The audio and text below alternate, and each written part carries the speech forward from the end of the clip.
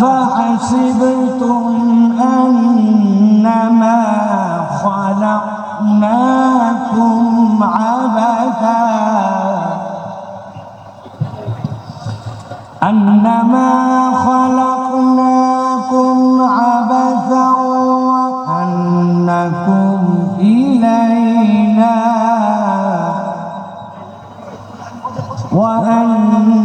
وأنكم إلينا لا ترجعون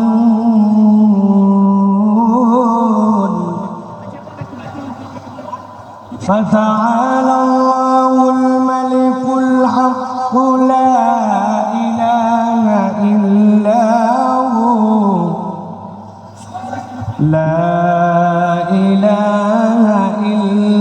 هو رب العرش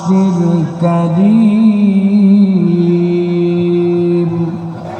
وقال الله سبحانه وتعالى آمرا ومخبرا إن الله وملائكته يصلون على النبي يا أيها الذين آمنوا صلوا عليه وسلموا تسليما. اللهم صل على محمد وعلى آل محمد كما صليت على إبراهيم وعلى آل إبراهيم إنك حميد مجيد. اللهم بارك على محمد وعلى آل محمد كما باركت على إبراهيم وعلى آل إبراهيم إنك حميد مجيد. আলহামদুলিল্লাহ, দয়াময় মেহেরবান মাহবুব আল্লাহ রাব্বুল আলামিনের কাছে আমরা সর্বপ্রথম কালিমাতুশ শুকর আদায় করছি যে আল্লাহ রাব্বুল আলামিন আমাদেরকে লক্ষ কোটি মানুষের মাঝ থেকে আলাদা করে দৌলতে ঈমান দান করে আজকের এই পেকুয়ার ঐতিহাসিক ময়দানে ইয়াউমুল জুমাতে আল্লাহ রাব্বুল আলামিনের কাছে সাইয়্যিদুল আইয়ামে আমাদেরকে জুমা পড়ার জন্য এবং আমাদেরকে কোরআন থেকে কথা শোনার জন্য আসার বসার তৌফিক, যোগ্যতা, সুস্থতা, মন মানসিকতা, পরিবেশ পরিস্থিতি দান করেছেন। সে আল্লাহ রাব্বুল আলামিনের কাছে আমরা সর্বাগ্রে কালিমাতুশ শুকর আদায় করে আনন্দ চিত্তে বুলন্দ আওয়াজে সকল কথাবার্তা বন্ধ করে দিয়ে আল্লাহকে খুশি করার জন্য সকলে সমস্বরে পড়ছি আলহামদুলিল্লাহ। দরুদ এবং সালাম বর্ষিত মানবতার মহান মুক্তির দূত আকায়ে নামদার তাজদারে মদিনা আপনার আমার প্রিয় রাসূল জনাবে মুহাম্মদুর রাসূলুল্লাহ সাল্লাল্লাহু আলাইহি ওয়াসাল্লামের প্রতি আজকের এই মুবারক মাজলিস, যেই মাজলিসে মরহুম মাওলানা শহীদুল্লাহ স্মৃতি সংসদ এবং পেকুয়া সমাজ উন্নয়ন পরিষদের যৌথ উদ্যোগে আজকের এই অষ্টম বাৎসরিক তাফসীরুল কোরআন মাহফিল, আপনারা সকলেই জানেন দীর্ঘ 5 বছর পর্যন্ত ফ্যাসিস্টদের রোষানল এবং বিভিন্ন বাংলাদেশের বাস্তবতায় আমাদের প্রিয় ভাই ডক্টর আল্লামা মিজানুর রহমান আল আজহারি তিনি বাংলাদেশে প্রোগ্রাম করতে পারেন নাই, কোরআনের ময়দানে কথা বলতে পারেন নাই। আজকে এই ময়দানের মাধ্যম দিয়ে ভাই আবার আমাদের সামনে কোরআনের তাফসীর পেশ করবেন। তবে আমরা আশা করব আজকের যে পথ চলা নতুন ভাবে শুরু হলো, আগামীর বাংলাদেশ, ইসলামের বাংলাদেশ, আগামীর বাংলাদেশ, সামনের বাংলাদেশ, আগামীর বাংলাদেশ, ইনসাফের বাংলাদেশ, আগামীর বাংলাদেশ, আলেম ওলামার বাংলাদেশ। এই বাংলাদেশ যতদিন পর্যন্ত ইনসাফের বাংলাদেশ না হয়, আমাদের ভাই ইনশাআল্লাহ অব্যাহতভাবে তার দায়িত্ব এবং বক্তব্য প্রদান করবেন ইনশাআল্লাহ। আল্লাহ রাব্বুল আলামিন কবুল করবেন, আল্লাহুম্মা আমিন।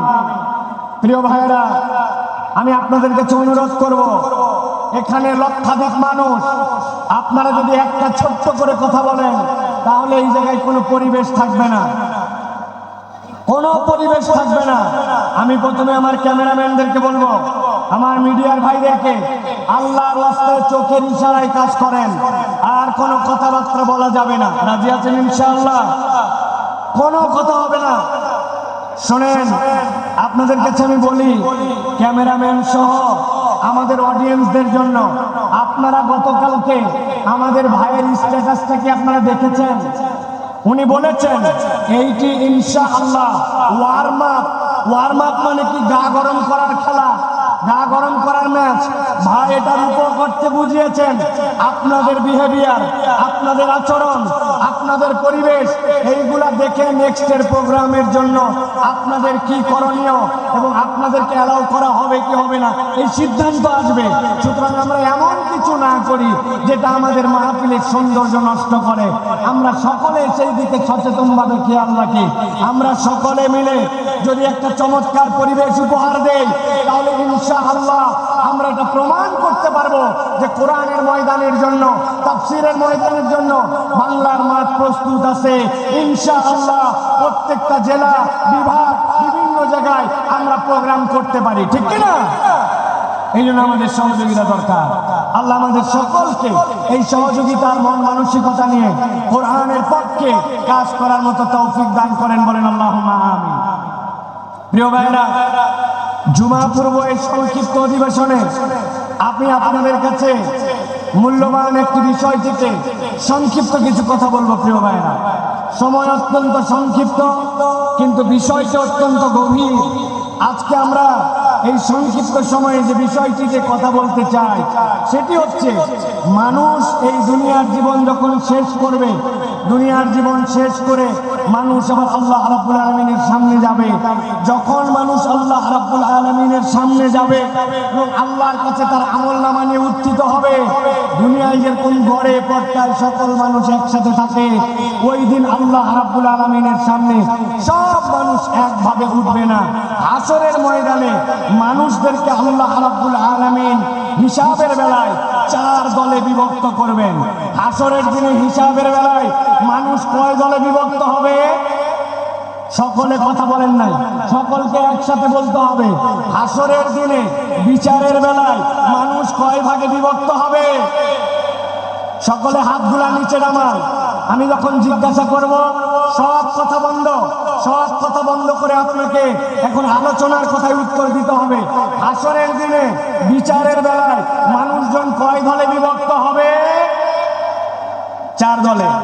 গভীর মনোযোগে শুনেন, আমরা সংক্ষিপ্ত সময়ে 4 দলের পরিচয় এবং কোন দল আল্লাহর কাছে সফল হিসেবে বিবেচিত হবে সেই দলে যেন আমাদের নাম অন্তর্ভুক্ত হয়, সেই কথা কয়টি শুনেই আমরা ইনশাআল্লাহ আমাদের কথা শেষ করব। আল্লাহ যেন আমাদেরকে আমলের নিয়তে কথাগুলি শোনার তৌফিক দান করেন, বলেন আল্লাহুম্মা আমিন। আল্লাহ রাব্বুল আলামিন কুরআনুল কারীমের সূরা মুমিনের মধ্যে আল্লাহ রাব্বুল আলামিন কিয়ামত পর্যন্ত আগত মানুষদের জন্য বলছেন, দুনিয়ার মানুষ ভালো করে খেয়াল করো। আল্লাহ বলছেন, আফা হাসিবতুম আন্নামা খলাকনাকুম আবাসা, তোমরা কি মনে করো নাকি তোমাদেরকে দুনিয়াতে অযথায় বিনা কারণে কোন রকম আল্লাহ রাব্বুল আলামিনের উদ্দেশ্যহীন তোমাদেরকে সৃষ্টি করা হয়েছে নাকি? আল্লাহ বলছেন, না, দুনিয়ার মানুষ তোমাদেরকে বিনা কারণে উদ্দেশ্যহীন ভাবে সৃষ্টি করা যেমন হয় নাই, সেরকম এইটাও তোমরা ভাবো নাকি? ওয়া আন্নাকুম ইলাইনা লা তুরজাউন, আল্লাহর কাছে তোমাদেরকে বোধহয় ফেরত আসতে হবে না। আল্লাহ এর দ্বারা বোঝাতে চান, বান্দা তোমাকে অযথায় সৃষ্টি করা হয় নাই, আবার আল্লাহর কাছে তোমাকে ফেরত অবশ্যই আসতে হবে, ঠিক না? দুনিয়ায় অনেক নাস্তিকেরা আছে, নানান ধরনের ইসলামের বিপক্ষে কথা বলে, কোরআনের বিপক্ষে কথা বলে। আমরা মাঝে মাঝে বলি দুনিয়ায় কোরআনকে অস্বীকার করো, এরকম দুঃসাহস অনেকে দেখায়, অনেক কথা বলে, কিন্তু তাদের কাছে আমাদের চ্যালেঞ্জ, পুরা কোরআন তোমাকে অস্বীকার করতে হবে না। তোমার যদি সাধ্য থাকে, আল্লাহ কোরআনুল কারীমের মধ্যে বলেছেন, কুল্লু নাফসিন যায়িকাতুল মাউত, এই দুনিয়াতে যে জীবন নিয়ে এসেছে তাকে মৃত্যুবরণ করতে হবে, পুরা কোরআন অস্বীকার করতে হবে না। তোমার সাধ্য থাকলে 100, 150, 200 বছর বেঁচে দেখাও। দুনিয়ার মানুষ তার জীবন যদি তাকে মৃত্যুর স্বাদ গ্রহণ করতে হয়, তাহলে ওই মানুষ যেরকম কোরআনের একটা আয়াতকে অস্বীকার করতে পারে না, আল্লাহ বলছেন তুমি যতই লাফাও না কেন, প্রকৃতার্থে তুমি আল্লাহর বিধানের বাইরে যেতে পারবে না। আল্লাহ রাব্বুল আলামিন বলছেন, যেহেতু আল্লাহ রাব্বুল আলামিন তোমাকে অযথা সৃষ্টি করেন নাই, আল্লাহ রাব্বুল আলামিন তোমাকে যৌক্তিক কারণে তার কাছে ফেরত আসতে হবে, এটাও স্মরণ করায় দিচ্ছেন। এবার আল্লাহ নিজের পরিচয় দিচ্ছেন, ফাতাআলাল্লাহুল মালিকুল হক লা ইলাহা ইল্লা হুয়া রাব্বুল আরশিল কারীম।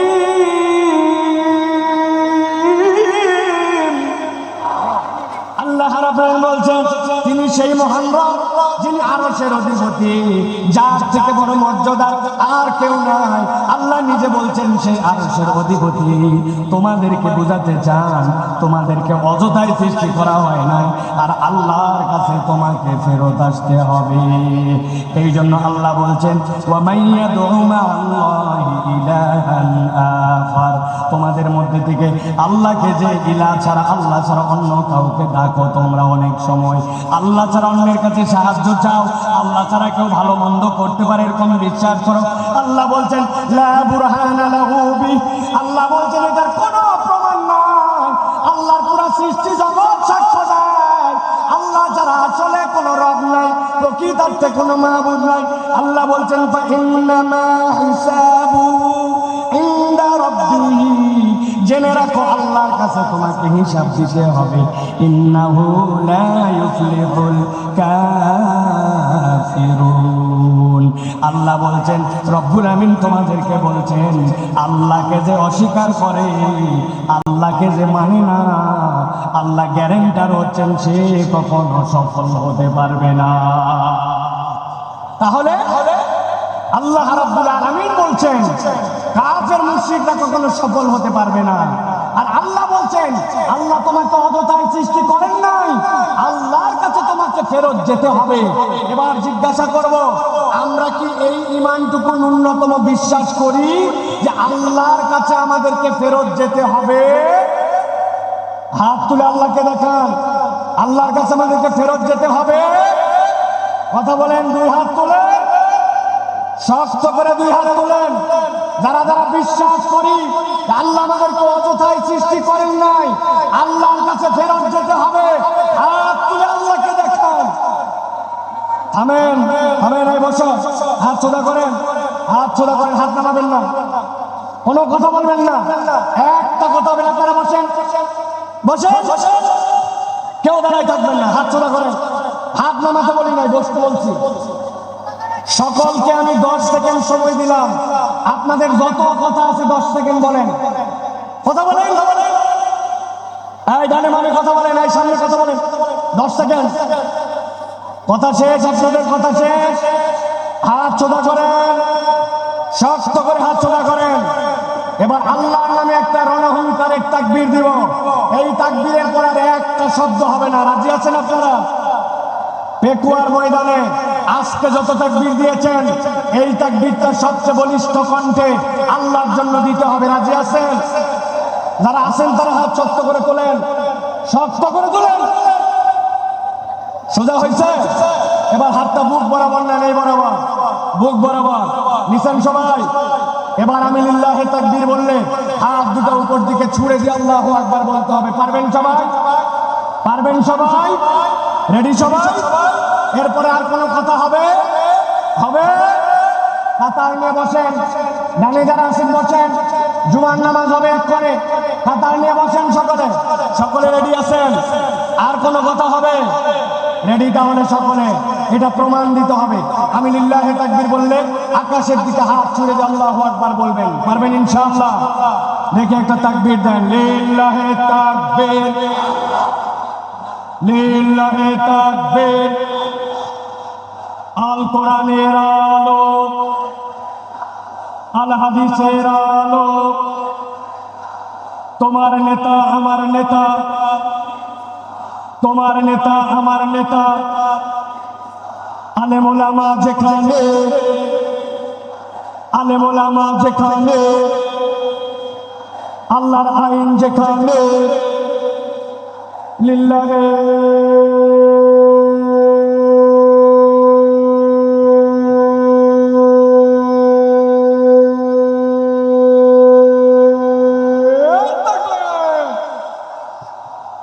আলহামদুলিল্লাহ। চুপ করে সবাই বসে পড়েন, আর কোনো কথা বলবেন না। বসেন সবাই, আর কোনো কথা নাই, সাউন্ড চলে গেছে। প্রিয় ভাইয়েরা,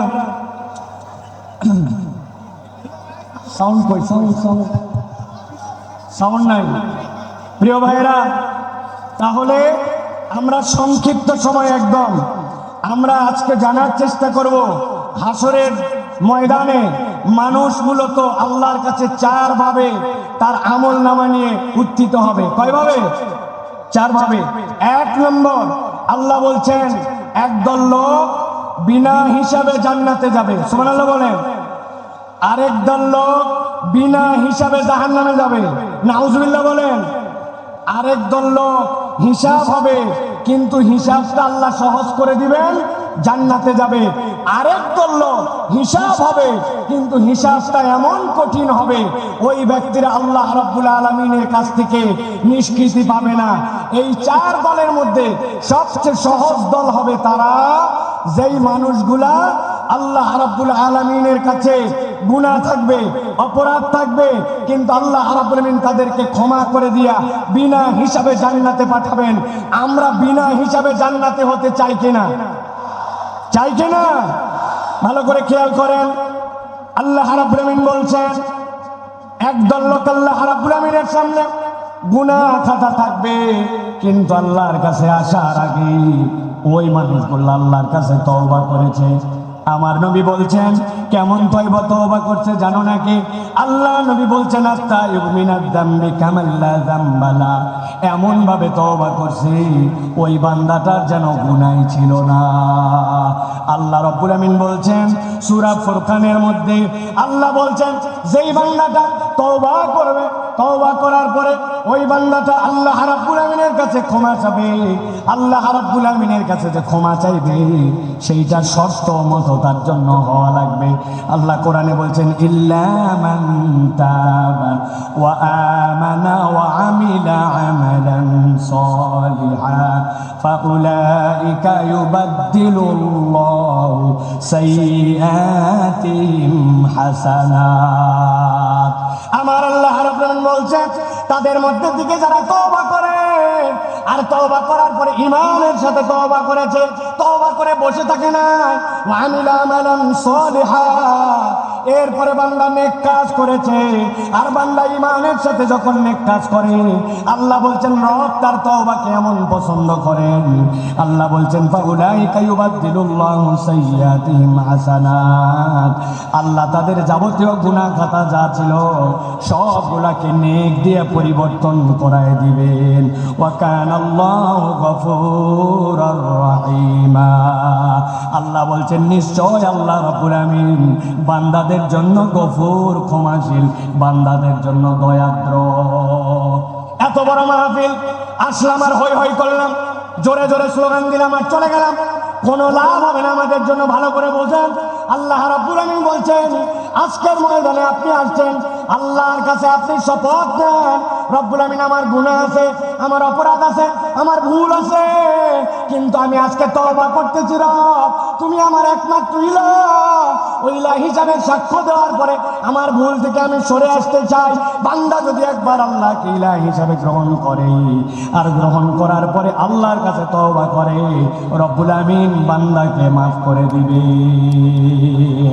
মুফাসসিররা ব্যাখ্যা করেছেন ওয়াল্লাযীনা ইউওয়াহ্হিদুনাল্লাহ ওয়া লা ইয়াদউনা ওয়া লা ইয়াবুদুনা ইলাহান গায়রা, আল্লাহর কাছে ঈমান আনার মানে কি? আল্লাহর তাওহীদে আপনাকে অটল হতে হবে।